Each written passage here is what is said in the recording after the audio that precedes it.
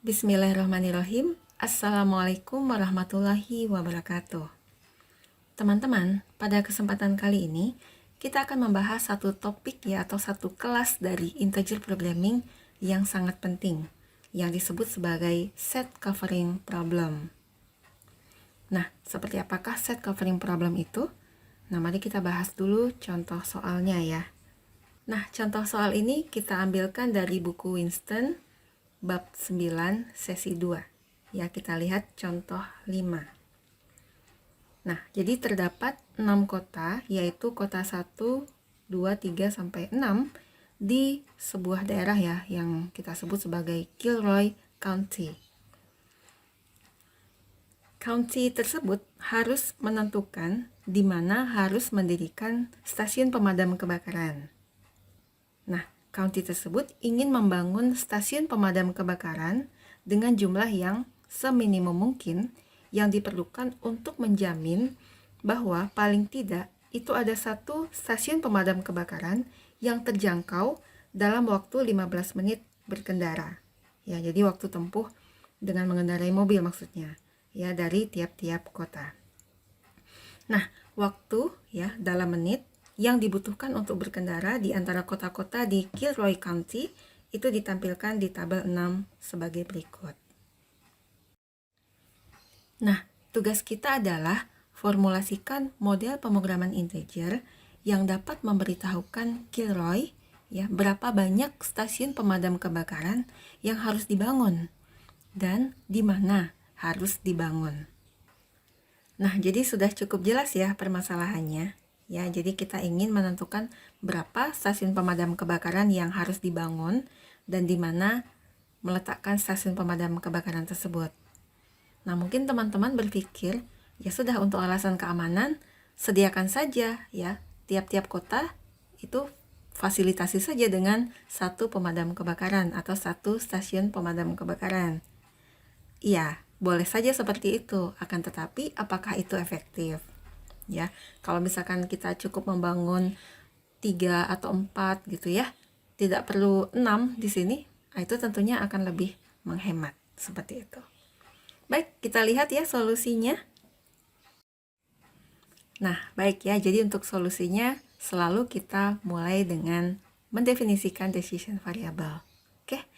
Nah, jadi untuk setiap kota Kilroy itu harus menentukan apakah harus dibangun stasiun pemadam kebakaran di kota itu atau tidak. Nah, jadi kita definisikan ya variabel keputusannya yaitu X1, X2, X3 sampai X6. Yang ini merupakan variabel 0, 1.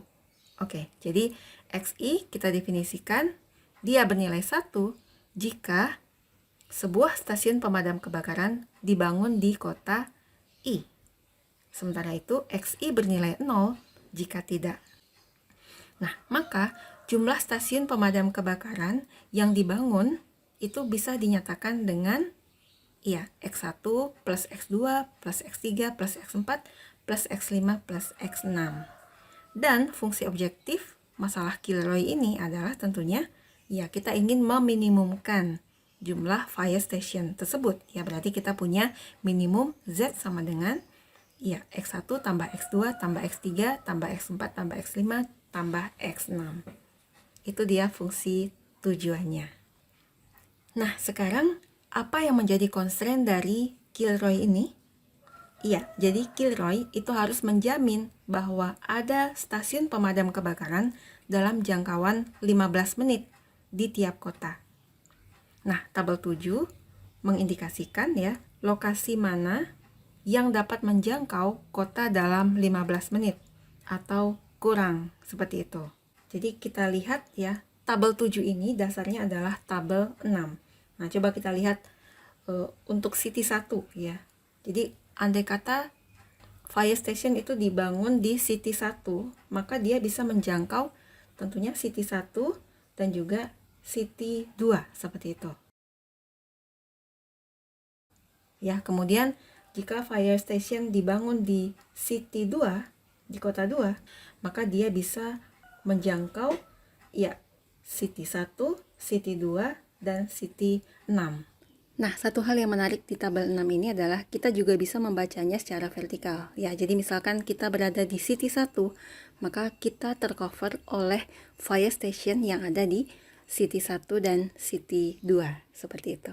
Seperti itu ya teman-teman ya. Jadi kita bisa membuat tabel 7 ini berdasarkan data dari tabel 6. Nah, sekarang kita lanjutkan ya bagaimana cara kita memformulasikan constraint. Untuk menjamin bahwa paling sedikit satu stasiun pemadam kebakaran dalam 15 menit dari kota 1 ya, kita menambahkan satu constraint berikut ini.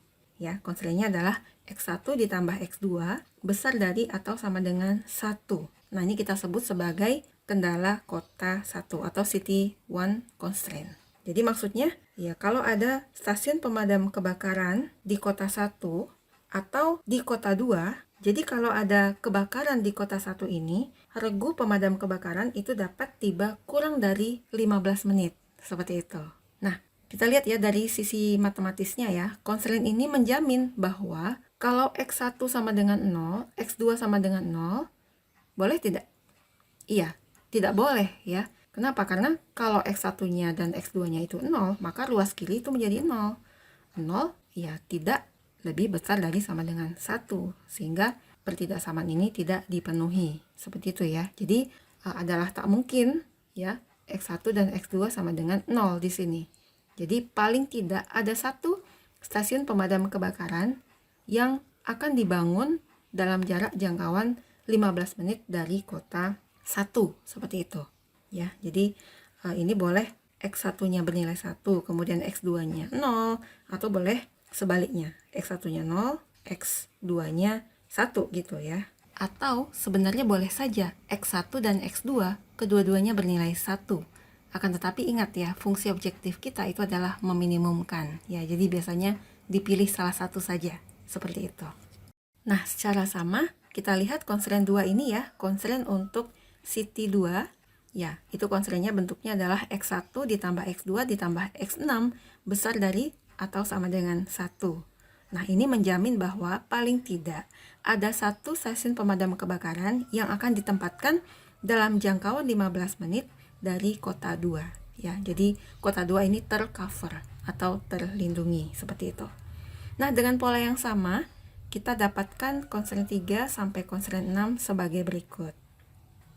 Nah, dengan menggabungkan atau mengombinasikan 6 constraint dengan fungsi objektif, dan kita tahu bahwa tiap variabel itu nilainya harus sama dengan 0 atau 1, maka kita peroleh integer programming 0, 1 berikut ini ya. Nah, ini dia modelnya. Nah, solusi optimal untuk masalah ini adalah Z-nya itu ternyata 2 ya. Kemudian X2 dan X4 bernilai 1, sementara itu nilai X1, X3, X5, dan X6 nilainya adalah 0.